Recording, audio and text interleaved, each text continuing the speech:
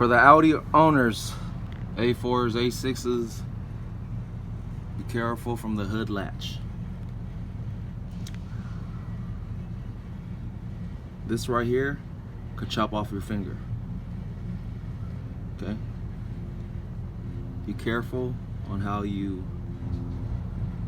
open the hood. Do not get your finger stuck in between those by accident, because all of a sudden your finger gets in there stuck by accident and that latch closes.